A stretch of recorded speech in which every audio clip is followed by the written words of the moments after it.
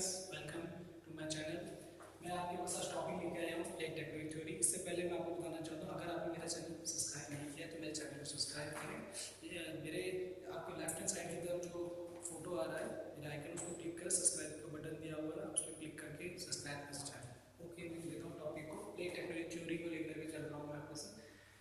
1967 में मैकेंजे, पार्कर और मॉर्गन ने इस थ्योरी को प्रतिपादित किया था, फॉर्म किया था, इंट्रोड्यूस किया था थ्योरी को। उससे पहले हमने जो थ्योरी पढ़ी थी वो वैगनर की थ्योरी दी हुई थी, महाद्वीपीय विस्थापन सिद्धांत। उसमें इसमें कहा गया था, जो कॉन्टिन्यूटिव थ्योरी थी उसमें बताया गया था कॉन्टेंट से मूवमेंट, उनके बीच में मूवमेंट हुआ और इस एक्टिविटी को रन करने के लिए दो फोर्सेस को उन्होंने दिया, पोलर फ्रिक्शन फोर्सेस को दिया था और आपके पास जो पोलर फ्रिक्शन फोर्स था, टाइडल फोर्स, दो फोर्सेस को उन्होंने दिया और कई चीजें कंपेयर की। उससे ये तो क्लियर हो गया था हमारा कि कंटेंट आपस में जुड़े हुए हैं, पर ये क्लियर नहीं हो पाया कि फोर्सेस जो थी, जो मूवमेंट के लिए जो फोर्सेस रिस्पॉन्सिबल कौन सी।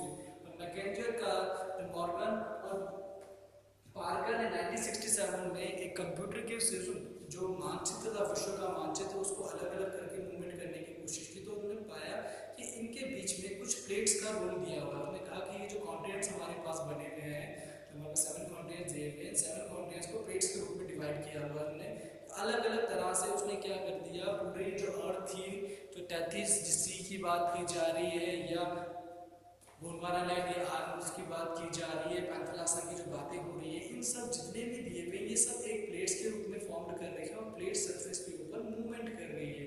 ये प्लेट्स क्या कर रही है, सरफेस के ऊपर मूवमेंट कर रही है।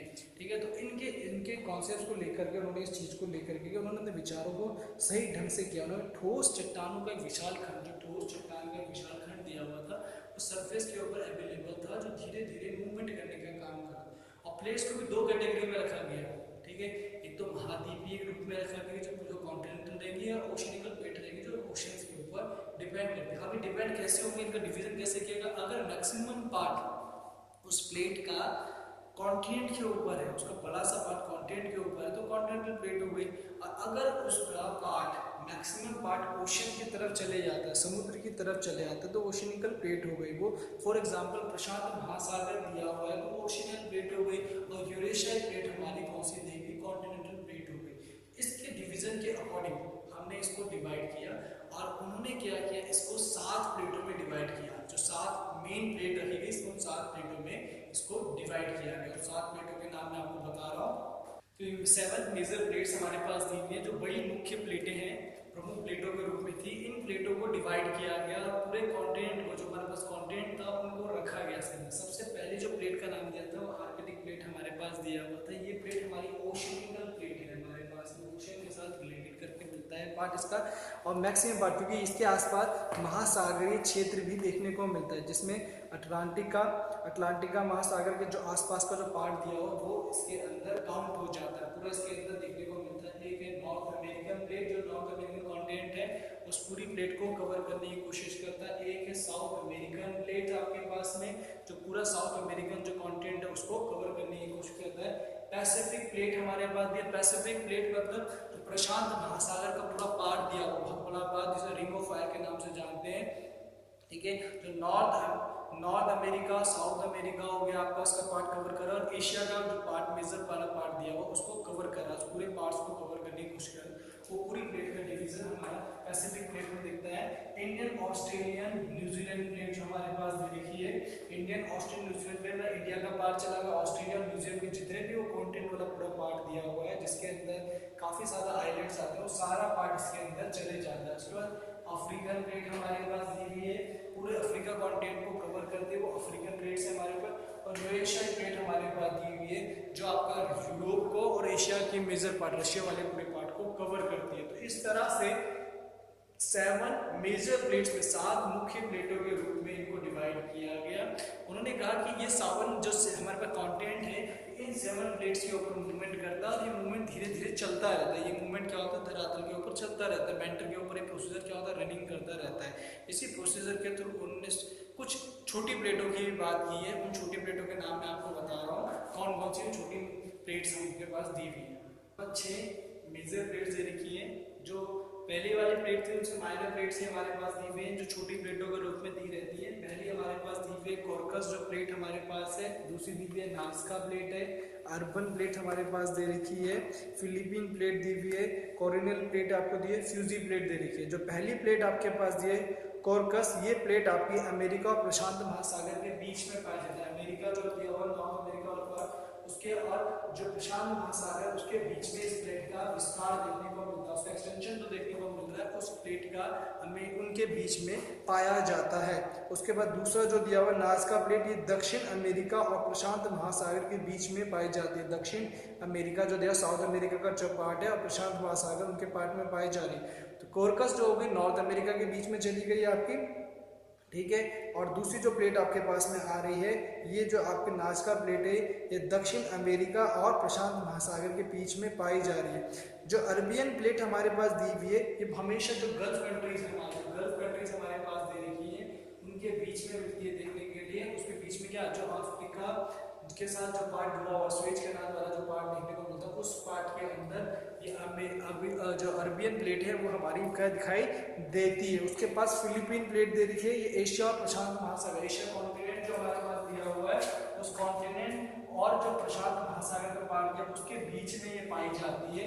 उसके बीच में छोटी सी पेजर प्लेट है जो मूवमेंट करने का काम करती है। उसके बाद कोरिनल प्लेट जो हमारे पास दी हुई है, ये न्यू गिनी हो गया आपके और उत्तर फिलीपीन और इंडियन प्लेट्स के बीच में पाई जा रही है। स्पेशली जो ये पार्ट हमें देखने को मिलता है, ये फिलीपींस के जो पार्ट्स का देखने को मिलता है, न्यू गिनी वाला इलाका, उसके आसपास के एरिया के अंदर ये प्लेट क्या होती है, डोमिनेट करती है। और इसका जो ज़्यादातर पार्ट है कैरियन प्लेट जो देखने को मिलते हैं, ये आपका ऑस्ट्रेलिया और जो उसके मेजर आसपास के एरिया हैं उनको कवर करने की कोशिश करती है। उनको ये क्या करती है, पूरा कवर करके इंडियन, ऑस्ट्रेलियन और न्यूजीलैंड प्लेट्स के बीच में इसका कंपैरिजन देखने को मिलता है। इसका स्पेशली उन एरिया के बीच में देखने को मिलता है। और फ्यूजी प्लेट जो हमारे पास दी हुई है, फ्यूजी प्लेट ऑस्ट्रेलिया के उत्तर पूर्व, जो ऑस्ट्रेलिया दिया हुआ उसका नॉर्थ ईस्ट पार्ट की तरफ हमें देखने को मिलती है। तो these are the some major plates, ठीक है। ये नॉर्थ अमेरिका, प्रशांत महासागर, साउथ अमेरिका जो देखने को मिल रहा है, उसके पीछे प्रशांत महासागर, अरबियन गल्फ कंट्रीज के आसपास, फिलीपींस का जो एरिया गिनी वाला उस इलाके, कॉर्कस न्यू गिनी के आसपास के इलाके में, और ऑस्ट्रेलिया नॉर्थ अमेरिकन प्लेट्स।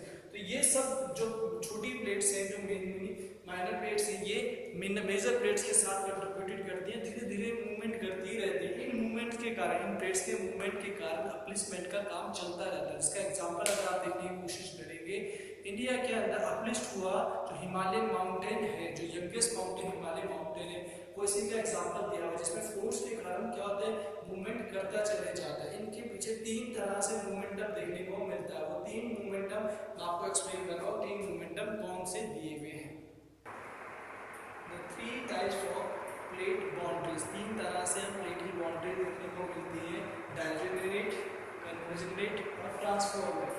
3 तरह से जो हम देखने की कोशिश करते हैं। एक अपसारी जो देखने को मिलता है आपको सीमा, एक अभिसरण सीमा देखने को मिलता है, रूपांतरण। अभिसारी का डाइवर्जेंस हमारे पास दिया हुआ है, अपसारी सीमा, इसमें प्लेटें जो होती हैं, इसके अंदर प्लेटें एक दूसरे की विपरीत दिशा की तरफ रन करती हैं। अगर मान लीजिए इस दिशा की तरफ जा रहा है, ये इस तरफ करती है, अपोजिट डायरेक्शन की तरफ पैरेलल चलने की कोशिश करती है, दूसरे के पैरेलल चली जाती है और एक दूसरे नहीं टकराते। तो इसके कारण क्या होता है, जो फोर्सेस होती है वो नई चीज़ों को अपलिफ्ट करने की जगह पे चेंजेस लेकर के आगे सक जाती है। इससे मोमेंटम देखने को मिलता है, मोमेंटम देखने को मिल जाता है, जिसके कारण कई जगह कटक होती चली जाती है। जैसे अगर आपने देखा उत्तर अमेरिका और साउथ अमेरिका के जो पार्ट है, उन दोनों प्लेटों के बीच में क्या डायवर्जेंट बाउंड्रीज देखने को मिलती है, डायवर्जेंट बाउंड्री देखने को मिलती है। कन्वर्जेंट जो हमारे पास बनती है, इससे क्या होता है, प्लेट एक दूसरे को घिसाने की कोशिश करती है, दूसरे को घिसाने की कोशिश करती है, दूसरे को जो भारी प्लेट होगी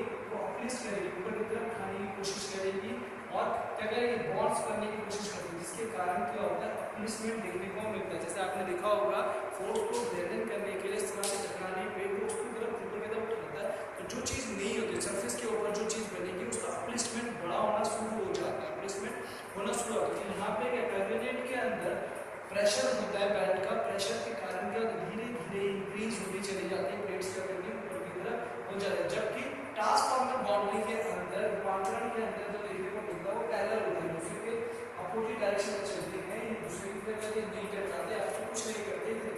इसके कारण भ्रंश, बीच में भ्रंश बन जाता है, बॉन्ड्स क्या होता है, ब्लॉक हो जाता है, जिसके कारण क्या होता है कोई भी चीज बनने पे बिगड़ जाता है। तो ये 3 तरह से बाउंड्राइजेशन होता है, ठीक है, 3 तरह से हमें देखने को मिलता है।